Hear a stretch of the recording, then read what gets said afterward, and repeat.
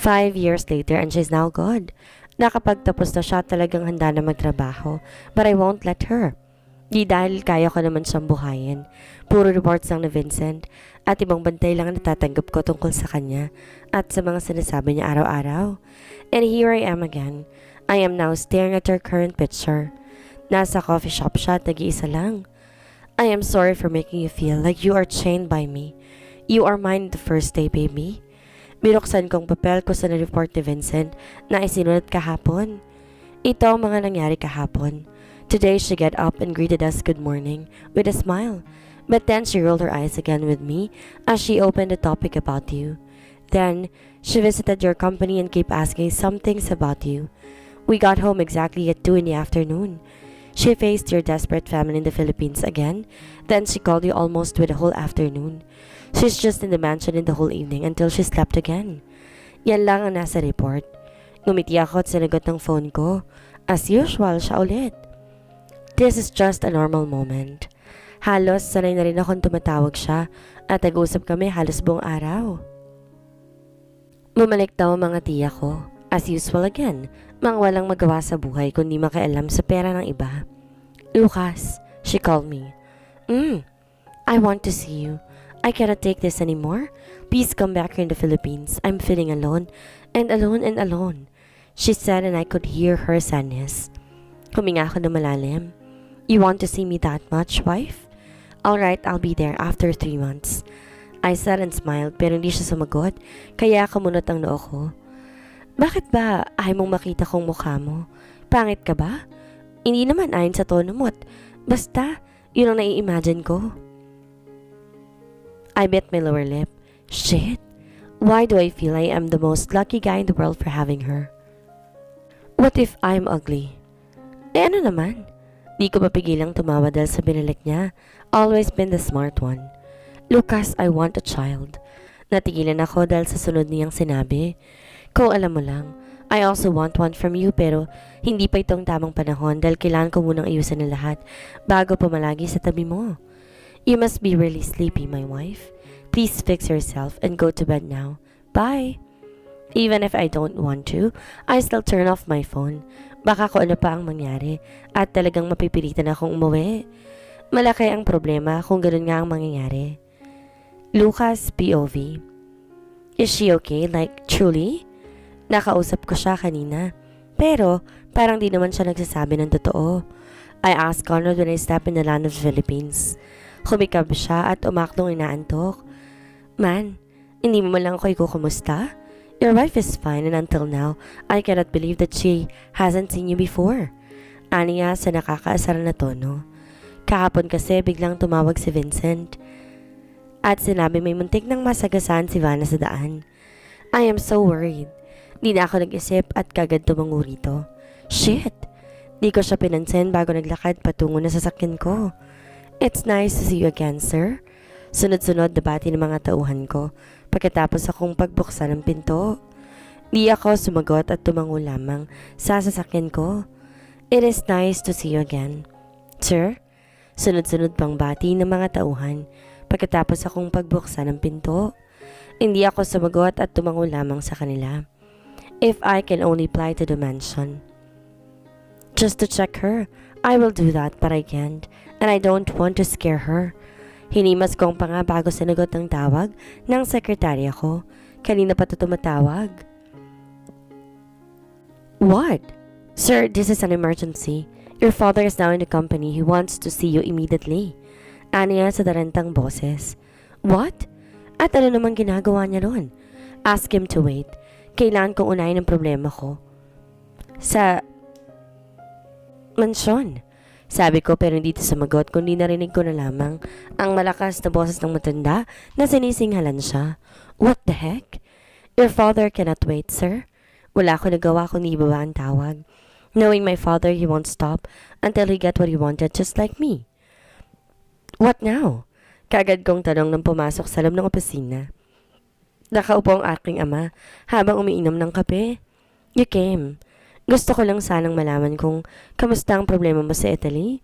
Ang mga tiya mo rin lumapit sa akin noong nakaraan at sinabing may tinatago kang asawa dito sa Pilipinas. Is that true, son? he asked using his usual strict voice. Those shit witches? Di ko pinahalata ang frustration. That's no real dad, I said. Tumango-tango siya bago nilapag ang tasa ng kape. He walked straightly near me before he tapped my shoulder. I believe you, but always think that you're in trouble once you did not fix your mess in Italy. He reminded before he left my office. I know what I'm doing, Dad. Your mother wants to see you the next day. She will text you where. Have a good day, he said and closed the door. Umupo ako sa upuan, napatingin sa kawalan. Realization hits me. He was right. Bakit ba ako nandito? Hindi ko pa maayos-ayos ang problema ko sa ibang bansa. But I also promised her that we will see each other. Shit! Natigilan ako at halos mapatalon nang marinig ang pagtunog ng phone ko. It was her. Pinadalhan ko siya ng rosas. Is she mad? Or did she understand me? Shit! What the? I was about to answer it but suddenly, the door opened and my secretary opened up to me. Good afternoon, sir. Dumating na si Michael sa bahay ninyo. But can you please sign this again? Tanong niya kasabay ng pagtigil ng tawag ni Savannah. I guess she's now entertaining Michael. Oh, I'm sorry, baby. Nang matapos kong dapat pirmahan, kaagad lumabas ang sekretarya ko. I end up picking up my phone again and called her. It was bothering me to death. I want to know what's her reaction and I want to hear her voice. Ilang minutong panay-ring ang phone niya. I know she's now mad at me. Di nagtagal sa lagot nito. I'm sorry, wife, but I promise. Cut the promise. I want to end this. Umawang ang aking labi nung pinutol niyang sinabi ko dahil na rin sa binitawan niyang mga salita. What the?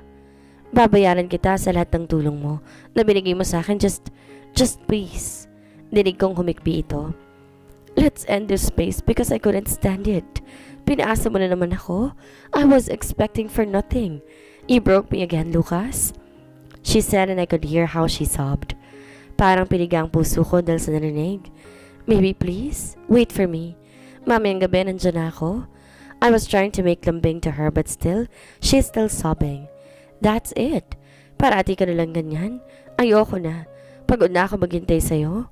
Alam kong wala akong karapatang sabihin sa ito kasi una sa lahat marami kang nagawa mula sa una. Salamat pala doon ha. Pero babayaran kong lahat ng yon. Ayoko na talaga. Ani at puro iling lang ginagawa ko. Halos di makasagot sa kanya. Wife, baby, I'm sorry. Please wait for me. Pupunta na ako dyan ngayon din. Just please, understand me. Understand you? Ano pa nga bang ginagawa ko? Hindi pa ba sapat na halos intindihin na kita at di iniisip ang sarili kong kalayaan? Lucas, 5 years. 5 taon at halos kulong na kulong ako sa'yo. Kahit di kita kilala or kung alam ko sino ka. Who are you?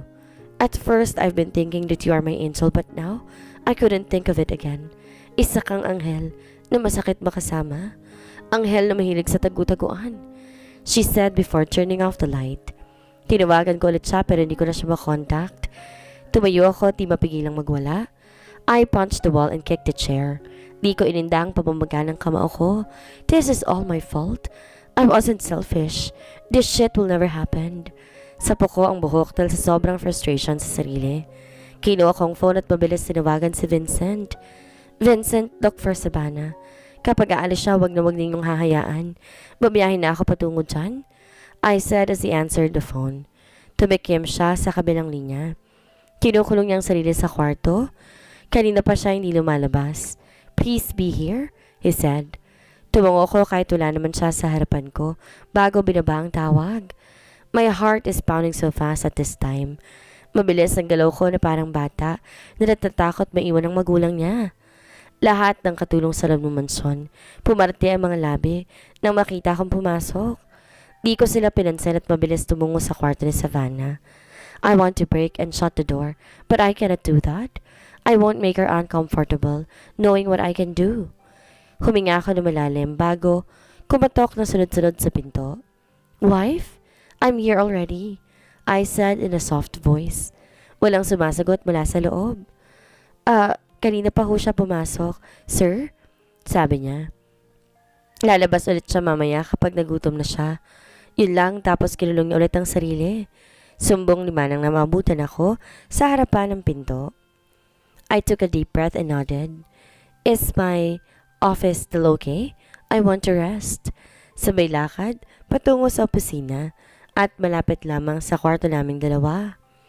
Pansin ko rin biglang naging iba ang tema ng bahay. Sir, inaayos na po ng kasama namin ni Madam kanina ang tema ng bahay. Ang liwanag na, di ba? Nako, ang aga niyang nagising at saka naluto siya ng marami para sa'yo. Gusto niyo ba ihatid ko siya sa opisina ninyo? Ang ilang pagkain? Natigilan ako dahil sa narinig. She did it for me? No wonder why she's really hurt after knowing that I did not come. No thanks. Ihanda niyo na lang ulit ang pagkain. At pagkatapos nun, tawagin niyo ako kapag lumabas na si... Hindi ko natapos ng sasabihin nang biglang bumukas ang pinto ng kwarto. Lumabas si Savannah pero hindi siya tumitingin sa gawin namin at parang wala sa sarili. Bumaba ng hagdan. Shit! She did not see me? It's like a deja vu. She did not also see me 5 years ago. Just like this, it feels like this. Kumabog ng malakas ang puso ko. May sariling isip din ang aking mga paa na sinundan siya. It's been 5 years. Di ako magsisinungaling, pero talagang miss na miss ko na siya. We did not really talk in the past but still, I miss her so much. Walang kupas ang ganda nito. Sinundan ko siya. Mahinang tumatawang utak ko dahil di man lang nito napansin na nasa likuran niya ako. Manang, nainit na ba mga pagkain? Gutom ako. Palakas sa tanong niya. Inaakalang nasa kusina si Manang. She straightly walked in the table. Inamoy ang mga pagkain sa hapag. Shit, she's still beautiful. Wala akong sinayang na oras at kagad na nagmamadali. Tumakbo sa kanyang likuran bago siya niyakap na mahigpit. My wife, I missed you so much. Bulong ko sa kanyang tenga, tinalikan ito. I feel how her body gets stilled. Di siya makagalaw dahil sa nangyari, while me, I'm still hugging her from behind. What? This can't be? Is that you, Lucas? She asked in a shaking voice. Ibang hatid ng boses niya pagkatapos sabihin ng pangalan ko. Yes, I'm here. Savannah's POV. Even the darkest night will end and turn to be yesterday, while the sun will rise tomorrow and it will be called as today. Nagising ako na wala ng haring araw. Kung pwede sanang panaginip na lamang nangyari kanina. Wala ako sa sariling tumayo bago inayos ang sarili. Walang mangyayari kapag pinatuloy kong kinukulong ang sarili ko sa loob ng silid na to. Di pa rin naman ako uuwi ng magaling kong asawa. Huminga ako ng malalim bago dahan-dahan binuksan ng pinto. Tahimik lamang sa labas, halatang nasa kusina o sala ang ilang katulong dito. I am sorry, please. Wait for me. Pupunta na ako dyan ngayon din. Just please understand me. Understand you? Ano ba ngayon ang ginagawa ko? Hindi pa ba sapat na halos intindihin na kita at di na iniisip ang sarili kong kaligayan? Lucas, 5 years. 5 taon at halos kulong na kulong ako sa'yo. Kahit di kita kilala o alam kung sino ka. Who are you? At first, I've been thinking that you are my angel but now, I couldn't think of it again. Isa kang anghel na masakit makasama. Anghel na mahilig sa tagu-taguan. Kinagat ko ibabang labi ng malalang sinabi ko kanina sa telepono habang nakikipag-usap kay Lucas. I really said that? Tuloy-tuloy ang paglalakad ko sa ibaba, samantalang di pinapansin ang pakiramdam na parang may nakasunod sa aking likuran. Wala namang makakapasok na magnanakaw dito dahil sa sobrang dami ng bantay sa labas ng mansyon. Manang, nainit ba mga pagkain? Gutom ako. Kagad kong tanong nang pumasok sa loob ng kusina kahit wala naman ako nakitang katulong. Huminga ako ng malalim, inamoy lahat ng mga pagkain na iwan sa mesa. Mukhang di pa naman panis. Akmang maglalakad ako tungo sa kubyertos nang bigla may makabrasong bumalat sa aking bewang. I was stilled because of an unfamiliar smell embarked around my nose. Mabango, halatang panlalaking amoy. Mahigpit din ang yakap sa akin ng kusina sa likuran ko na parang natatakot mawala ako.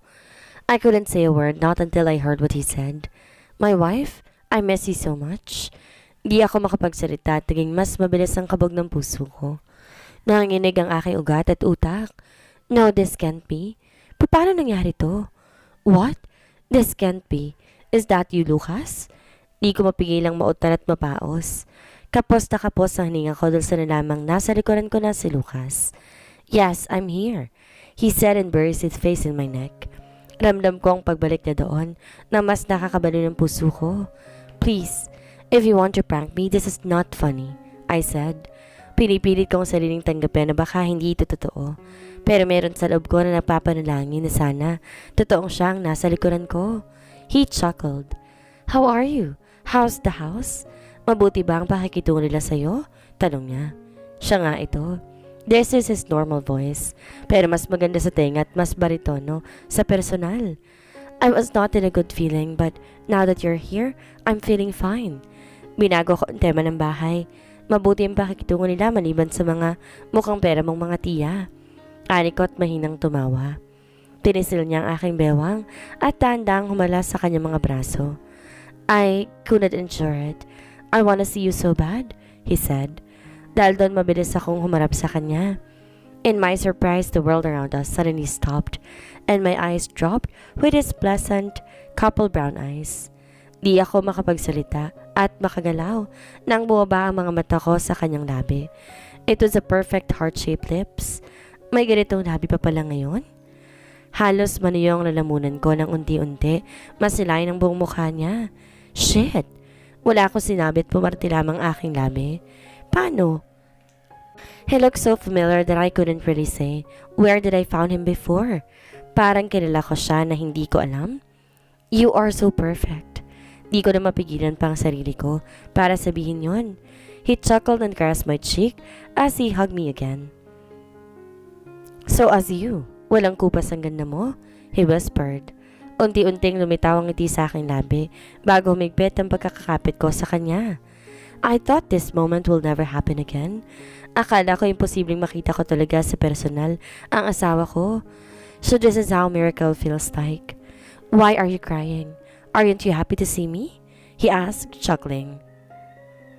Nakayaka pa rin ang braso ko sa kanya habang nakatingala na.